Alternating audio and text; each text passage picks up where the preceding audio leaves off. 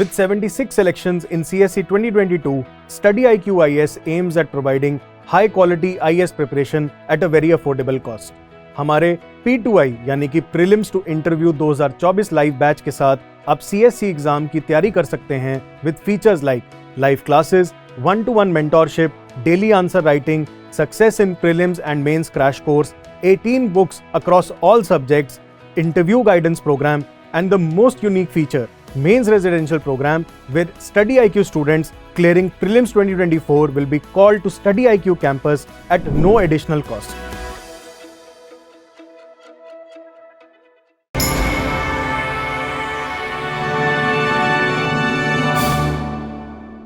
Hello, मेरा नाम सोनल सिंह है। 67th बीपीएससी के एग्जामिनेशन में मुझे 8th रैंक हासिल हुई है। ये बीपीएससी में मेरा पहला प्रयास था। इसके पहले मैं सिविल सर्विसेज एग्जामिनेशन यूपीएससी की प्रिपरेशन कर रही थी। वहाँ पे मैंने कुछ अटैम्प्ट्स दिए हैं, मेंस लिखा है, बट फाइनल सिलेक्शन नहीं हो पाया था। तो मुझे मेरे पेरेंट्स ने पुश किया कि I should attempt BPSC once. तो उसमें 67 का फॉर्म आया था while I was preparing for UPSC. तो मैंने इसका फॉर्म भरा and eventually since I complied to their wishes I am glad that I did and I secured this rank. मैं अगर अपने प्लेस ऑफ बर्थ की बात करूं तो मेरा प्लेस ऑफ बर्थ पटना है। जब से मैंने जन्म लिया है हम लोग मेरा परिवार यहीं रहता है, लेकिन मेरा नेटिव प्लेस है भोजपुर, आरा जिसको कहते हैं जनरली। भोजपुर में जगदीशपुर से बिलोंग करती हूँ मैं। मेरे फैमिली में मेरी मम्मी है, मेरे पापा हैं, मेरा एक छोटा भाई है, मेरी दादी और मेरे बड़े पापा। ये एक एक्सटेंडेड फैमिली है हमारी। फिर मेरे एजुकेशनल बैकग्राउंड की अगर मैं बात करूं तो मैंने अपनी मेजरली एजुकेशन जो है वो करी है पटना से, लेकिन ज़्यादातर मैंने करी है जयपुर राजस्थान से। उसके बाद मैंने इलेक्ट्रॉनिक्स एंड कम्युनिकेशन इंजीनियरिंग किया है from Rajasthan technical university. Engineering ख़त्म करने के बाद मैंने यूपीएससी की तैयारी शुरू कर दी थी और जैसा कि मैंने बताया उसके बीच में ही मैंने 67 बीपीएससी का फॉर्म फिल किया। So this is moreover my introduction. Now coming to the strategy for BPSC, तो उसके लिए मैं ये बोलूँगी कि क्योंकि मेरा एक बेस ऑलरेडी क्लियर हो चुका था since I was preparing for CSC examination UPSC का, तो बहुत ज़्यादा ड्रास्टिकली मुझे कुछ स्ट्रैटेजी में चेंज करने की ज़रूरत नहीं पड़ी थी। हाँ, जो डिमांड ऑफ बीपीएससी है, स्पेशली अगर मैं प्रीलिम्स की बात करूँ तो वो थोड़ा डिफरेंट था। हाउएवर 69 बीपीएससी से हम ये देख रहे हैं कि जो पैटर्न है वो थोड़ा सा यूपीएससी की तरफ अलाइन करने की कोशिश की जा रही है। बट जब मैंने 67 बीपीएससी दिया उस समय थोड़ा डिफरेंस था, तो स्ट्रैटेजी हल्की सी मुझे ड्रास्टिक शिफ्ट नहीं लेकिन थोड़ा अलाइन करना पड़ा था टुवर्ड्स बीपीएससी का। फॉर एग्जाम्पल बीपीएससी में प्रीलिम्स में हम देखते हैं कि जो हिस्ट्री का पोर्शन है वो बहुत डोमिनेंट होता है, या जो साइंस के क्वेश्चंस हैं, जो जनरल साइंस के क्वेश्चंस हैं, फिजिक्स, केमिस्ट्री, बायोलॉजी के, वो बहुत डोमिनेंटली वहाँ पर पूछे जाते हैं। तो इसीलिए उस हिसाब से मैंने प्रिपरेशन शुरू करी। इनिशियली मुझे बीपीएससी के बारे में उतना पता नहीं था मुझे, तो उसका पैटर्न समझना, 150 सवाल होते हैं, नेगेटिव मार्किंग पहले नहीं हुआ करती थी, अब तो नेगेटिव मार्किंग भी है। तो ये सारा पैटर्न जब मैंने समझा तो eventually I started to prepare for BPSC का एग्ज़ाम। और मैं वन बाय वन आपको प्रीलिम्स, मेंस और इंटरव्यू तीनों की स्ट्रैटेजी धीरे धीरे करके बताती हूँ आगे। तो प्रीलिम्स की बात की जाए तो इसको 3 हिस्सों में बांट करके पढ़ना चाहिए। बीपीएससी के प्रीलिम्स की बात कर रही हूँ मैं। पहला जीएस जो कि स्टैटिक पोर्शन होता है, दूसरा करंट अफेयर्स, और तीसरा क्योंकि यहाँ पे मैथ्स, जनरल स्टडीज़ के भी क्वेश्चन पेपर में मैथ्स होते हैं 10 क्वेश्चंस, तो इन 3 सेक्शंस में बांट करके इसकी तैयारी करनी चाहिए। पहली बात, जब हम जीएस की बात करें तो जो बेसिक बुक्स हैं, जैसे पॉलिटी के लिए लक्ष्मीकांत हर कोई बताता है, हिस्ट्री के लिए स्पेक्ट्रम हर कोई बताता है, एनसीईआरटीज़ हो गई ज्योग्राफी के लिए, तो ये जो बेसिक बुक्स हैं जो हर कोई बताता है वही सेम कंटेंट मेरा था, सेम मटेरियल मैंने यूज़ किया फॉर प्रीलिम्स। फिर जब हम बात करें करंट अफेयर्स की, तो करंट अफेयर्स यहाँ पे वन लाइनर नेचर के पहले ज़्यादा आया करते थे, तो उसके लिए जो यूपीएससी के लिए मटेरियल यूज़ किया जाता है, विजन का, दृष्टि का, ये सब मुझे लगा कि एज सच उतना बेनिफिशियल नहीं होगा। मैं न्यूज़पेपर्स तो कंटिन्यूसली पढ़ती ही थी, लेकिन सिर्फ बीपीएससी के प्रीलिम्स के लिए वन लाइनर्स की जो रिक्वायरमेंट है वो सर्व हुई। मेरी जो जीके टुडे करके एक शायद वेबसाइट है, मुझे एग्जैक्टली नाम ध्यान नहीं आ रहा, बट जीके टुडे ही है शायद, वहाँ पर हर डे का जो वन लाइनर फॉर्म में या बहुत ही क्रिस्प फॉर्म में जो न्यूज़ का डिटेल्स होता है वो दिया रहता था। तो वो चीज़ें मैंने क्योंकि पिछला भी 6-7-8 महीने का कवर करना था, तो मैंने उनके वेबसाइट पे मंथली बेसिस पे जो उनके डेली टैब्स होते थे वहाँ जा जा करके उन करंट अफेयर्स को कंप्लीट किया। स्पीडी और एड्यूटेरिया जैसी बुक्स लोग रेफ़र करते हैं, बट मैंने उसको एक्सटेंसिवली कवर नहीं किया था। उसके जो इम्पॉर्टेंट चीज़ें होती हैं, जैसे कुछ पर्सनैलिटीज़ जो न्यूज़ में रही हों या कुछ स्पोर्ट्स इवेंट्स जो हैं, इन सारी चीज़ों के लिए मैंने स्पीडी और एडिटोरिया दोनों रेफ़र किया था, लेकिन एक्सटेंसिवली पेज टू पेज, मतलब first to the end page मैंने उसको रेफ़र नहीं किया था। उसके अलावा मैंने जो तीसरी पोर्शन की बात करी, मैथ्स का सेक्शन है, तो मैथ्स इज़ वन एरिया जहाँ पर आप 10 on 10 स्कोर कर सकते हैं। तो उसके लिए रेगुलर प्रैक्टिस कीजिए और सिर्फ प्रैक्टिस कीजिए जो प्रीवियस ईयर क्वेश्चंस हैं उनका, क्योंकि मोर और लेस सेम लाइंस पे उन क्वेश्चंस, उसी टाइप के क्वेश्चंस को रिपीट किया जाता है बीपीएससी के प्रीलिम्स में। तो this was overall the strategy for prelims examination. Now coming down to mains examination, तो बीपीएससी में मेंस में 3 पेपर्स हुआ करते थे सब्जेक्टिव, GS1, GS2 और ऑप्शनल। मेरा ऑप्शनल सोशियोलॉजी था। अब optional is no more relevant for BPSC examination, तो मैं अभी फ़िलहाल आपसे GS1 और GS2 की बात करूँगी। अगर सोशियोलॉजी के लिए किसी को रिक्वायरमेंट हो या ऑप्शनल के लिए इन पर्टिकुलर, तो आप मुझे पिन डाउन कर सकते हैं कमेंट सेक्शन में, या मुझसे कांटेक्ट करके आप मुझसे सोशियोलॉजी की strategy if somebody requires they can ask. तो मैं बात करती हूँ GS1 और GS2 की। तो GS1 में भी 3 सेक्शंस होंगे। पहला सेक्शन हिस्ट्री और कल्चर का सेक्शन होता है, जिसमें एंशिएंट, मॉडर्न, मिडीवल तीनों सेक्शंस होते हैं और आर्ट एंड कल्चर होता है। दूसरा सेक्शन होता है करंट अफेयर्स का, और तीसरा सेक्शन होता है डेटा इंटरप्रिटेशन, स्टैटिस्टिक्स का। तो पहले मैं डेटा इंटरप्रिटेशन को डील करती हूँ। Data interpretation is a area जहाँ पर 72 मार्क्स में से 72 मार्क्स स्कोर करके आप एक बहुत ही अच्छा जो स्कोर है पूरे मेंस का, वो इंश्योर कर सकते हैं। तो उसके लिए अगर अभी टाइम है तो अभी से, मैंने हालांकि प्रीलिम्स का रिजल्ट आने के बाद से शुरू किया था, डेली एटलीस्ट 1 या 2 क्वेश्चंस प्रैक्टिस कीजिए डेटा इंटरप्रिटेशन के, जो बीपीएससी के प्रीवियस ईयर क्वेश्चंस के। अभी तक 67 बीपीएससी, 68 का भी मेंस हो चुका है। इन सारे 68 से शुरू करके जितने भी 4-4 क्वेश्चंस होते हैं, उन सारे क्वेश्चंस को 1 या 2 क्वेश्चन करके हर दिन अगर आप प्रैक्टिस करेंगे, तो you can ensure that you get full marks in या at least considerably good score in the data interpretation part. फिर मैं बात करती हूँ करंट अफेयर्स सेक्शन का। तो करंट अफेयर्स सेक्शन के लिए अगर आप डेली न्यूज़पेपर पढ़ रहे हैं, आई have a habit of reading the newspaper daily. कुछ दिन मिस हो जाते हैं, बट मोर और less it's something which everyone should inculcate कि आप डेली न्यूज़पेपर रीडिंग करें। तो क्योंकि मैं वो करती थी, तो एक जो अंडरस्टैंडिंग है किसी भी करंट इवेंट का, वो एक स्ट्रॉन्ग हो चुका था मेरा ऑलरेडी। लेकिन एंड में हमको क्रिस्प तरीके से उन चीज़ों को रिकॉल करना ज़रूरी होता है, तो इसीलिए जो विजन की मैगजीन्स आती हैं वो रेफ़र किया जा सकता है। मैं क्या करती थी कि जो भी रेलेवेंट इश्यूज़ हैं करंट में जो चल रहे हैं, उनको एक जगह नोट डाउन करके, उसके बाद जब वेबसाइट पे सर्च करते हैं, तो वहाँ पर उस पर्टिकुलर टॉपिक को लिख लीजिए। फॉर एग्जांपल, अभी जब मैं 67 का मेंस दे रही थी, तो Russia Ukraine war was a hot topic. तो रशिया यूक्रेन वॉर लिख करके आप यूपीएससी पीछे लिख दीजिए या बीपीएससी लिख दीजिए पीछे, तो आपके पास बहुत सारे ऐसे लिंक्स आ जाएंगे जिन पर उन यूपीएससी के मटेरियल या बीपीएससी के मटेरियल्स ऑलरेडी बहुत ही क्रिस्प फॉर्म में, बहुत ही कंसाइज फॉर्म में, लेकिन रेलेवेंट फॉर्म में वहाँ पर आपको देखने को मिलेगा। तो उन मटेरियल, उन लिंक्स को खोल करके आप 3, 4, 5, जब आपको लगे कि ये मेरे सेटिस्फैक्ट्री आंसर लिखने के बराबर कंटेंट हो रहा है, तो उन सबको पढ़ने के बाद आप खुद का अपना नोट्स बनाइए और फिर उसको मल्टीपल टाइम्स, एज वी से कि इस एग्ज़ाम को क्लियर करने का एक जो सबसे इम्पॉर्टेंट मंत्रा है वो है कि मल्टीपल रिविजन किया जाए। तो क्योंकि हमें बहुत सारा पढ़ना होता है, तो उन सबको हर जगह से पढ़िए।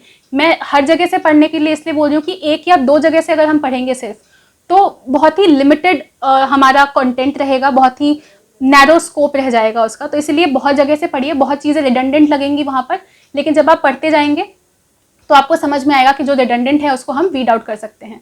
तो जब आप बहुत सारी जगह से पढ़ लें, उसके बाद खुद कंसाइज फॉर्म में उसका नोट मेकिंग कर लें और फिर उसको मल्टीपल टाइम रिवाइज करें। तो करंट अफेयर्स की ये स्ट्रैटेजी रहेगी। और हिस्ट्री जो पोर्शन है वो इसलिए इम्पॉर्टेंट है क्योंकि वहाँ पे भी स्कोर बहुत हाई हो सकता है। फॉर एग्जाम्पल, करंट अफेयर्स की हमने बात की, तो वो डायनेमिक है and you never know what kind of questions are going to be asked. लेकिन जो हिस्ट्री वाला पोर्शन है, we can be very sure that the questions we can be very sure that the questions will be repeated। जैसे अगर मैं culture की बात करूँ तो 3 क्वेश्चंस मोर और लेस हमेशा एक साल करके छोड़ करके वो क्वेश्चन रिपीट होते हैं, मौर्य कला, पटना कलाम और पाल आर्ट। तो अगर इन तीनों को बहुत ही अच्छे से अगर हम प्रिपेयर कर लें तो वी कैन इंश्योर कि इन तीनों में से अगर एक आना है तो वो 38 मार्क्स का क्वेश्चन है, उसमें से मैं अगर नहीं भी मिले तो मुझे 22, 23, 25 नंबर जरूर लाने हैं।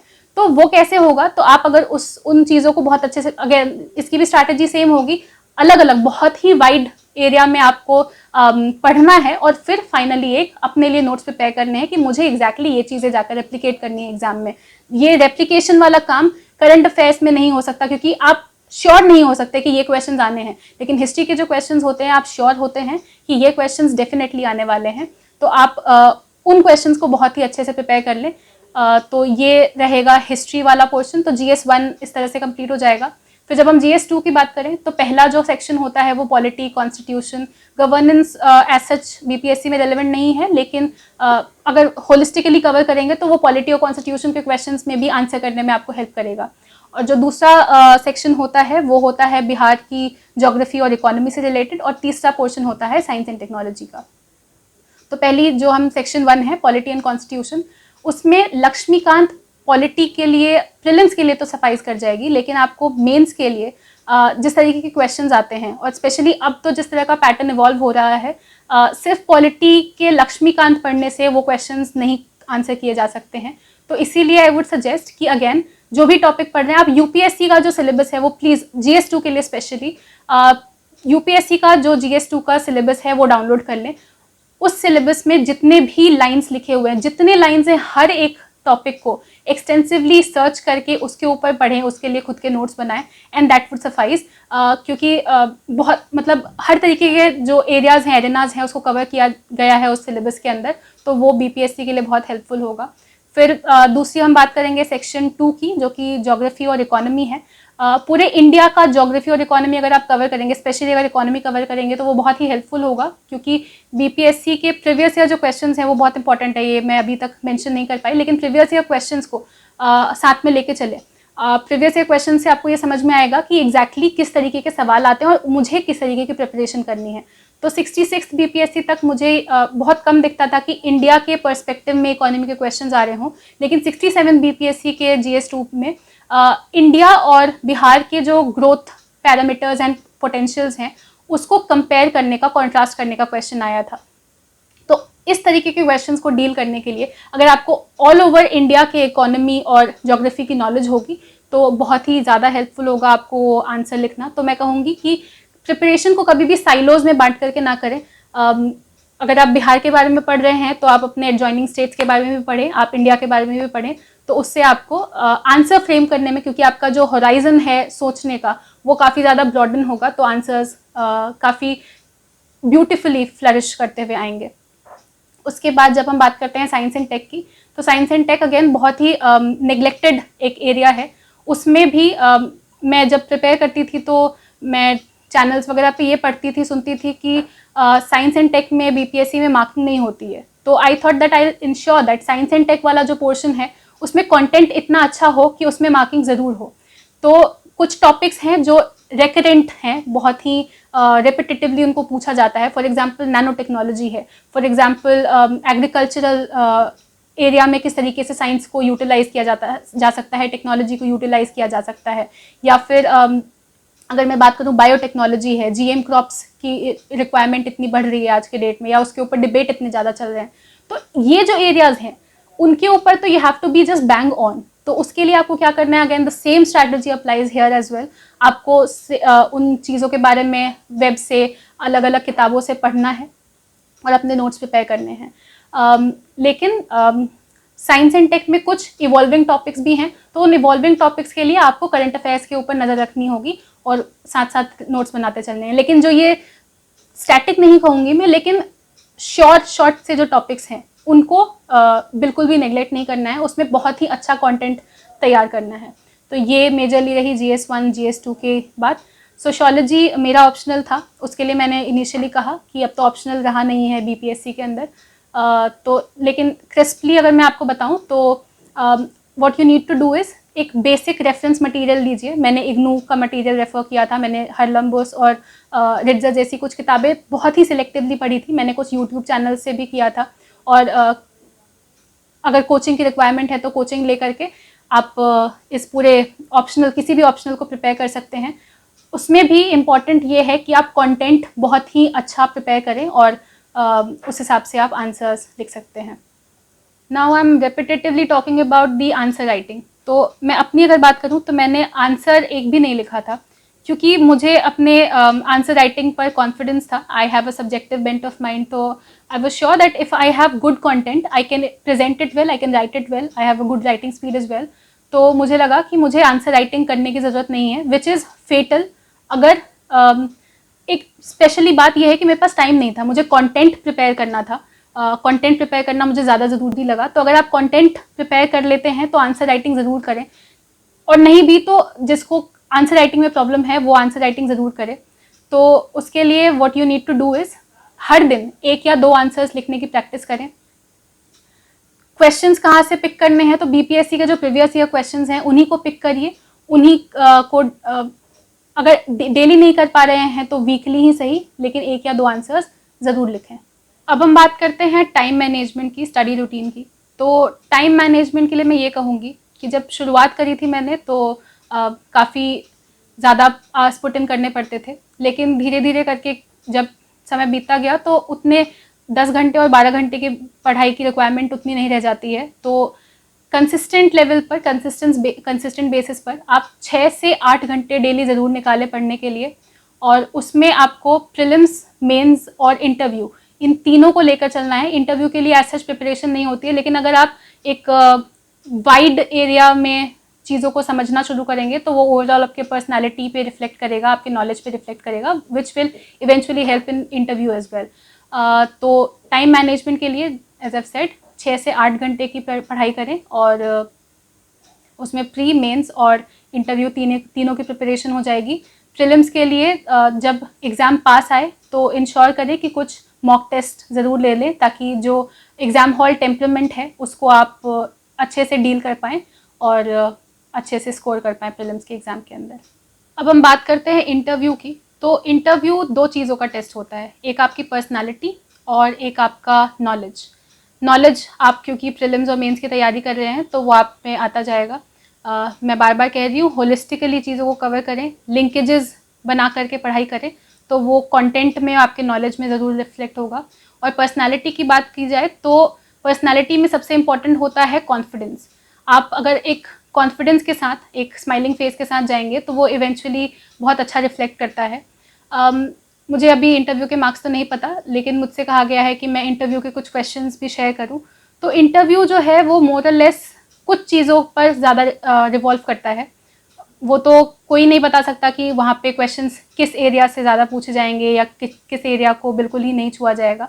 लेकिन अगर आप अपने ऑप्शनल, अगर आप अपने ग्रेजुएशन सब्जेक्ट, अगर जो न्यूज़ में करंट इवेंट्स चल रही हैं वो, आपके सर्विस प्रेफरेंसेस, आप सिविल सर्विसेज में क्यों आना चाहते हैं, इन कुछ एरियाज़ पे अगर आप डिसेंटली प्रिपेयर कर लेते हैं तो इंटरव्यू मोर और लेस इन्हीं लाइंस पे, एक्सपेक्टेड लाइंस पे जाता है।